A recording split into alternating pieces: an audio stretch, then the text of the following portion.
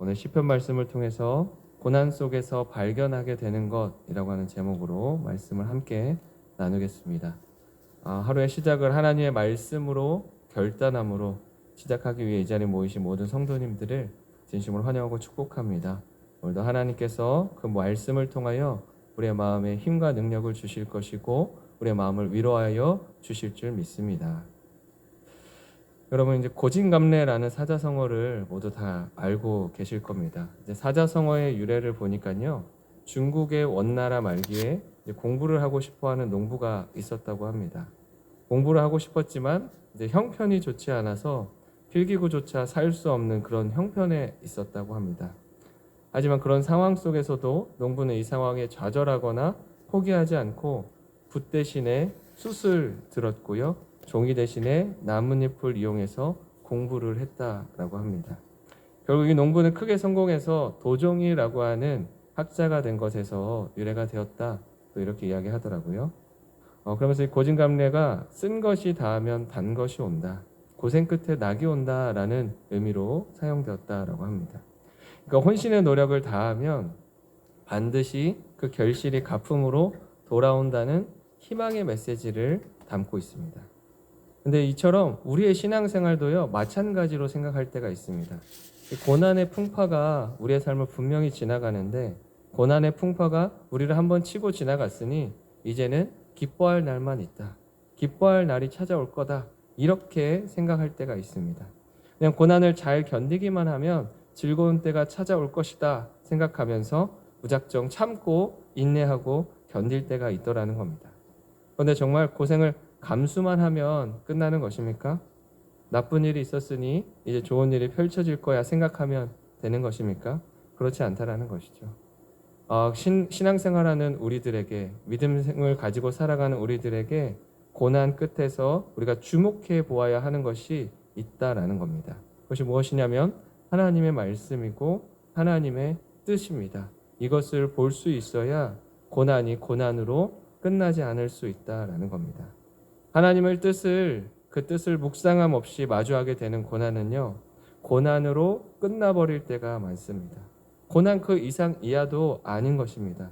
그러나 고난 속에서도 하나님의 뜻과 계획이 무엇인지를 들여다볼 수 있고 하나님을 더 깊이 묵상할 수 있다면, 하나님께 한 걸음 더 가까이 나아갈 수 있는 기회가 된다면 고난은 고난으로 끝나지 않는다라는 겁니다. 하나님을 빼버린 고난은요, 우리에게 축복이 될 수 없고요, 우리가 하나님 안에 있을 때는 고난도 우리에게 축복이 될 수 있는 것입니다. 시편 73편 28절에서도요, 우리가 누리는 복에 대해서 이렇게 말하고 있습니다. 하나님께 가까이 함이 내게 복이라, 내가 주 여호와를 나의 피난처로 삼아 주의 모든 행적을 전파하리이다. 우리에게 있어서 축복은요, 하나님을 더 가까이 하게 되는 것, 이것이 축복입니다.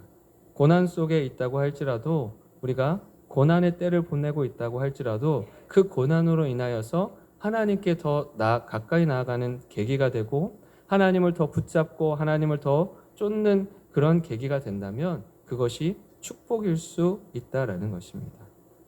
그때에 우리는 고난 속에 있는 것이 아니라 하나님의 축복 안에 있다라는 것을 발견하게 되는 겁니다. 이처럼 고난의 상황을 바꾸는 힘은요, 우리에게 있지 않습니다. 우리가 가지고 있어서 언제든지 그 고난을 이겨내는 사람으로 살아가는 것이 아니라, 우리가 하나님 안에 있을 때 그 고난이 축복이 될 수 있고 하나님 안에 있을 때 그 고난의 풍파를 이겨낼 수 있는 능력이 생겨나게 되는 것입니다. 시편 119편 67절과 71절에서도요, 이렇게 이야기합니다. 고난당하기 전에는 내가 그릇 행하였더니 이제는 주의 말씀을 지키나이다. 고난당한 것이 내게 유익이라, 이로 말미암아 내가 주의 율례들을 배우게 되었나이다. 고난을 당하기 전에는요, 잘 모릅니다. 내가 다 할 수 있을 것 같고 내 능력대로, 내 생각대로, 내 지혜대로 하면 다 해결되고 풀릴 것처럼 그렇게 나의 인생을 생각한다라는 겁니다. 그리고 일이 잘 풀릴 때는요, 하나님께 나아가기보다는요, 세상 사람들을 찾는 일이 더 많습니다. 하나님의 말씀보다도 세상적으로 어떻게 돌아가는지 사람들의 말에 더 많은 관심을 가질 때가 있습니다. 그러나 고난이 닥치면 어떻게 됩니까? 내 생각대로 되지 않아야 비로소 우리의 삶을 가지고 하나님께 나아가게 되는 겁니다. 그리고 또한 그 여전히 우리의 삶 가운데 매 순간 역사하고 계시는 그때에서야 비로소 하나님을 발견하게 된다라는 겁니다. 하나님의 말씀과 뜻보다 앞서 있던 나의 생각들, 나의 마음들, 그것들을 발견하게 되는 것이죠. 하나님께서 주신 약속의 말씀을 잃어버린 채 그릇 행하여 각기 제 살 길을 찾았던 나의 모습을 발견하게 되고 나의 신앙을 발견하게 되는 것이죠. 그러나 하나님은 우리에게 원하시는 삶의 모습은요, 하나님이 약속하시고 예비하신 그 길 위를 날마다 걷는 믿음의 백성 되기를 원하신다라는 겁니다. 그래서 오늘 본문 1절 말씀에서도요, 마찬가지로 이렇게 이야기합니다. 여호와께서 시온의 포로를 돌려보내실 때에 우리는 꿈꾸는 것 같았도다. 바벨론의 포로에 잡혀서 평생을 노예로 살아갈 수밖에 없었던 이들의 인생 가운데 하나님은 회복을 명하시고 예루살렘으로 귀환을 명하셨습니다.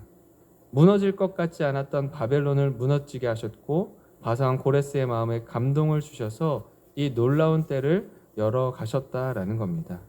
누군가는요, 전혀 예상하지 못했던 일이라 놀랍게 여기면서 이게 되는구나 이렇게 생각했지만, 누군가는 끝까지 약속의 말씀을 붙잡고 그 약속의 때를 기다렸다라는 겁니다.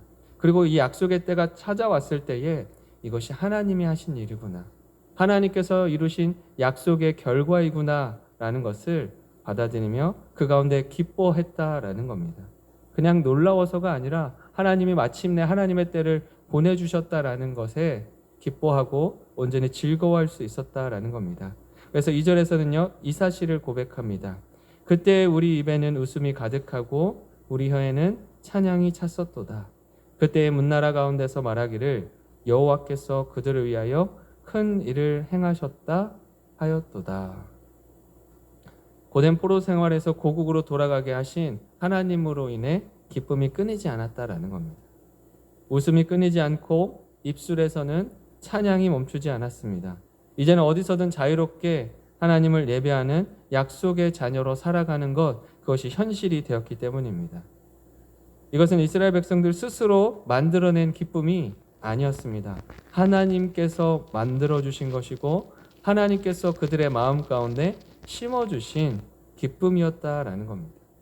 이처럼 사람이 만들어내는 기쁨은요, 또 은혜는요, 오래가지 못합니다. 이스라엘 백성들은요, 스스로 기쁨을 만들어내보고자 했습니다.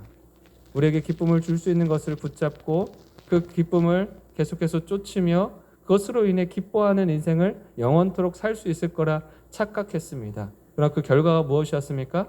바벨론의 포로로 붙잡혀가고 이스라엘이 망하게 되는 그러한 일들이었다라는 겁니다. 그러나 하나님이 주시는 기쁨은요, 그렇지 않다라는 겁니다. 당장 기뻐 날뛰다가도 잘못 걸려 넘어지면 한순간에 기분이 바뀌는 것이 사람의 그 연약함인데, 하나님께서 주시는 기쁨은요, 우리에게 영원한 기쁨을 허락하시고 영원한 찬양의 이유가 되어주신다라는 겁니다. 그렇게 날마다 우리의 삶 가운데에 놀라운 일을 이루셔서 그 영원한 기쁨에 초대하시고 찬양하고 예배하는 인생을 살아가도록 우리를 인도하신다라는 겁니다. 여기서 더 놀라운 것은요, 이것이 포로에서 돌아온 이스라엘 백성들만의 고백이 아니었다라는 겁니다.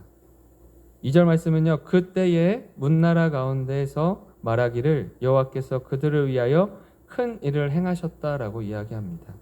여기서 문나라들은요, 유다 백성들만을 의미하는 것이 아니라 이방 사람들, 그들을 의미합니다. 그러니까 이방 사람들이 이스라엘 백성들을 보고 하는 말이었다라는 것이죠. 이방 사람들이 보기에도요, 이 일은 누가 행한 것입니까? 여호와 하나님이라고 하는 분이 행하셨다라는 말 외에는 다른 말로 설명이 불가능했다라는 겁니다. 큰 일을 행하셨다는 것은 오늘날로 이야기하면 막대한 재산이나 정말 대단한 능력을 가진 사람이 연약한 사람들을 위해 굉장히 많은 것을 내놓는 그런 통큰 기부와도 같다라고 할 수 있습니다. 이처럼 하나님께서는 하나님의 자녀들을 위해 큰 역사를 행하셨습니다. 이것들을요, 믿지 않는 이들도 알고 보고 느낄 수 있었다라는 겁니다.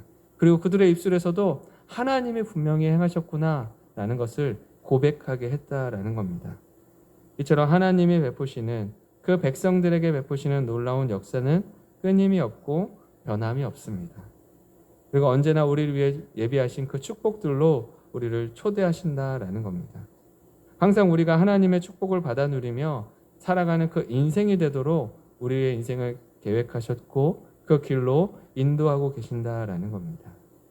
이 사실을요, 솔로몬도 분명히 알고 있었던 것 같습니다. 127편 1절에서는요, 솔로몬이 이렇게 고백합니다. 여호와께서 집을 세우지 아니하시면 세우는 자의 수고가 헛되며 여호와께서 성을 지키지 아니하시면 파수꾼의 깨어 있음이 헛되도다. 솔로몬은요, 하나님의 집을 세우는 것을 경험했던 사람이었습니다. 집을 세워본 자는요, 알게 되는 겁니다. 이 집을 세우는 일이 얼마나 힘들고 어려운지, 또 이 집을 유지해 가는 것이 내 힘으로 하는 것이 아니라는 사실을 분명히 발견하게 된다라는 겁니다. 근데 사실 솔로몬은요, 집을 세워본 경험이 있지만 온전히 자신의 힘으로 이룬 것은 아니었습니다. 왜냐하면 모든 것을 다윗이 준비했고 다윗이 준비한 재료를 통해 하나님의 집을 성전을 지었기 때문입니다. 어떻게 보면요, 다윗이 모든 것을 준비했고 모든 과정을 준비했기 때문에 솔로몬은 그저 짓는 역할, 완성하여서 하나님께 기쁨의 예배를 드린 것, 그 정도의 역할을 했다라고 보일 수 있습니다.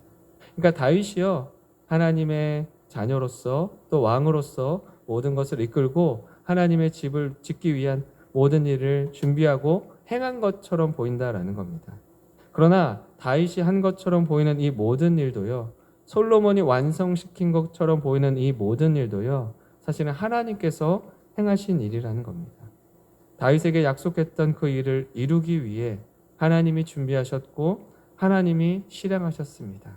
그리고 하나님이 주관하셨다라는 겁니다. 이처럼 우리의 인생도 마찬가지인 것 같습니다. 멋지고 아름다운 일을 내 힘으로 다 해낸 것처럼 보이지만 실제로 그렇지 않다라는 것이죠. 하나님은 약속하신 바를 이루기 위해 사람들의 마음에 감동을 주시고 움직이게 하시며 세움이 있게 하십니다. 우리가 걷는 신앙의 여정은 사람이 드러나는 일이 아니라 하나님을 드러내는 일의 연속인 것입니다. 이 사실을 기억하며 오늘도 우리에게 약속하신 바를 이루고 그 놀라운 일 가운데 초대하시는 하나님으로 인하여 기뻐하고 즐거워할 수 있는 저와 모든 영신의 성도님들이 되기를 간절히 소망합니다. 하나님께서는 오늘도 우리의 삶 가운데에 큰 일을 행하실 것이고 그 놀라운 일을 이미 예비하신 줄 믿습니다. 오늘도 그 기대와 소망으로 나아가는 모든 성도님 되기를 소망합니다. 이제 함께 또 말씀을 기억하며 또 기도하며 나아가겠습니다. 고난도 기쁨도 모두 하나님이 주관하시는 것입니다. 고난도 기쁨도 하나님 안에 있을 때 모든 것을 이겨낼 수 있고요, 모든 것을 누릴 수 있다는 것을 우리가 분명히 기억할 수 있도록 기도하시기 바랍니다. 또 우리에게 신실하게 약속하신 바를 이루시고 약속의 자녀로 살아가도록 날마다 초대하시는 하나님이심을 기억하여 오늘도 그 초대에 믿음으로 응답하여 하나님의 말씀을 따라 걷는 우리 모두가 되기를 소망하며 기도하시기 바랍니다. 또 하나님께서 우리의 인생을 계획하시고 책임지시며 주관하고 계심을, 지금 이 순간도 여전히 우리의 삶을 인도하고 계심을 확신하며 그 가운데 우리의 삶을 하나님 앞에 내어드릴 수 있도록 함께하여 달라고 기도하시고, 다음 세대 자녀들과 아픔에 신음하는 환우들을 위해서 또 박명선 성도님과 김혜정 권사님의 그 가정 가운데에 장래가 잘 마칠 수 있도록, 또 하나님의 위로하심과 회복이 있을 수 있도록 함께하여 달라고 시간 주여 한번 부르짖고 통성으로 기도하며 나아가겠습니다. 주여.